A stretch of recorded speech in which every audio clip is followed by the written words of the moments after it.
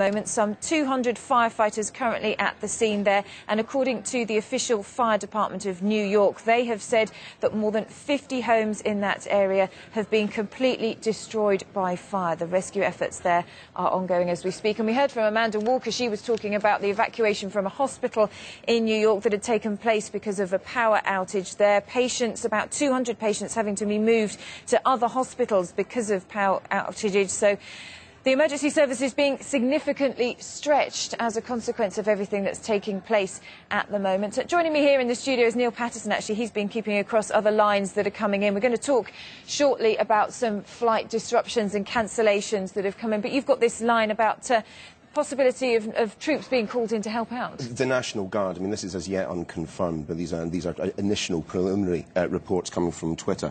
But it would seem likely that in a situation like this, where there has been a state of national emergency called, where we are seeing increasing instances of fire as those water subside, as the structural damage to buildings becomes clearer, in those type of situations, you certainly would expect to see the National Guard being called in. And certainly you were talking just a moment ago about that fire destroying more than 50 homes in Breezy Point in the Queen's District of New York. And we have reports of a number of fires in a number of areas. In Manhattan and 43rd and 12th, the UPS facility there is in fire. We're also hearing from Staten Island, from Connecticut, from New Jersey. I mean, the reason for this is very simple. When you have massive flood damage, buildings, their structural integrity, it gets damaged. There will be broken power cables, there will be broken gas pipes. That all contributes to a very flammable, literally a metaphorically situation.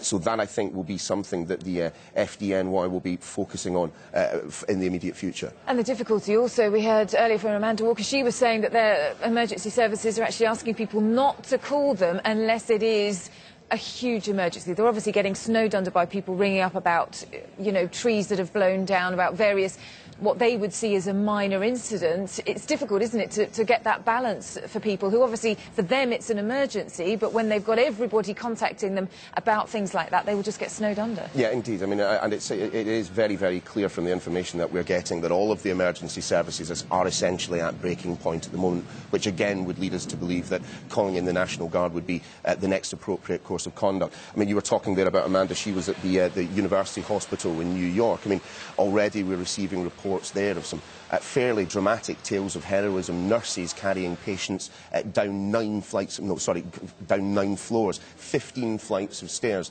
The power went there. The generators in the basement were flooded.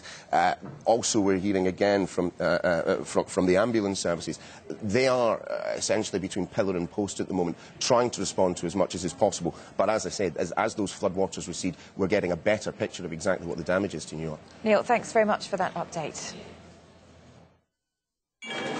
As the dry condition extends over Amritsar, we'll find a blend of